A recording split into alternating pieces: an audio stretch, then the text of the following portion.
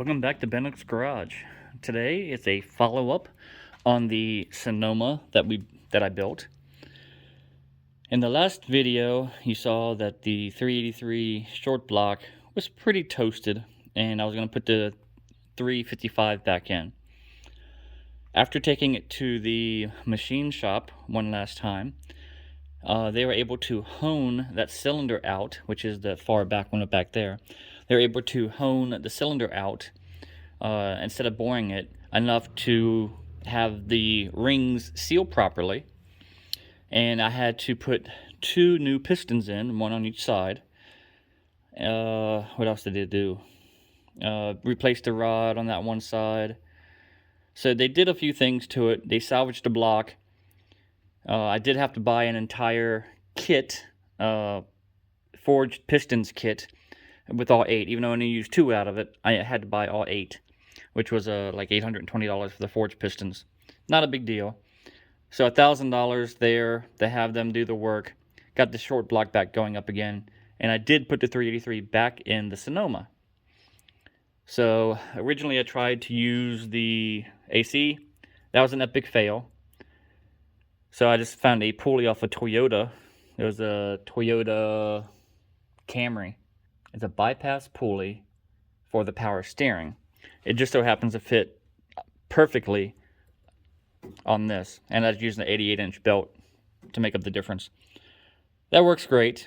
Everything else has been running good.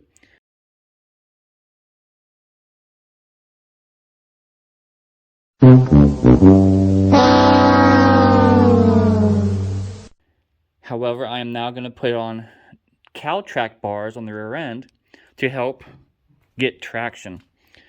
And one of the things I did to get traction is I put in Toyo 888Rs.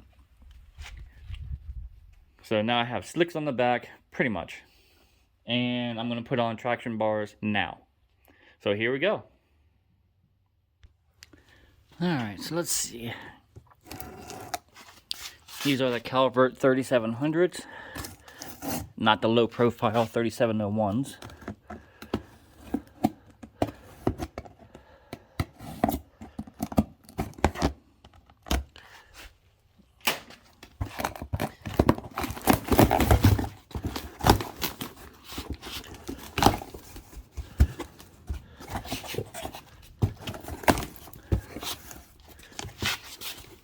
Alright, there's the new bushings that have to be pressed in.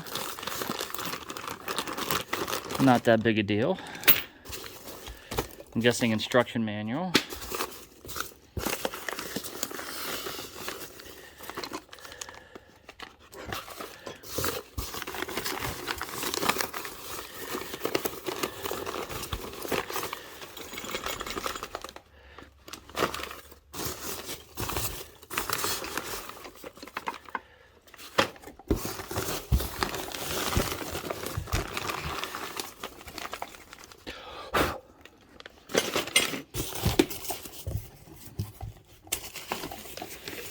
And the bars itself. Ugh. Man, I hate this styrofoam crap. Okay, so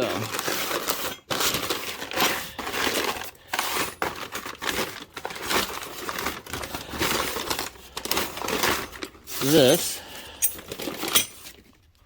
sits on the U. Sits right there.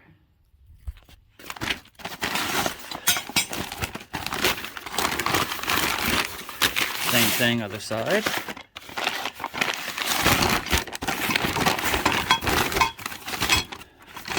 And that goes into the front side.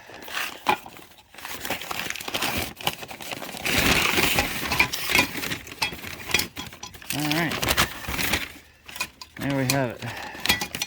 All accounted for. I already have this thing jacked up. I'm still using the crappy ass Perfect Launch, which I don't recommend. So 22 millimeter, take everything off, both sides, and gotta pull your leaf springs out, press out the bearings, press in the new ones, and there you have it. Put it all back together.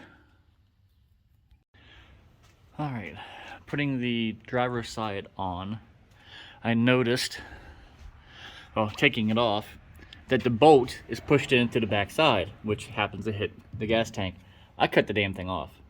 Don't need it.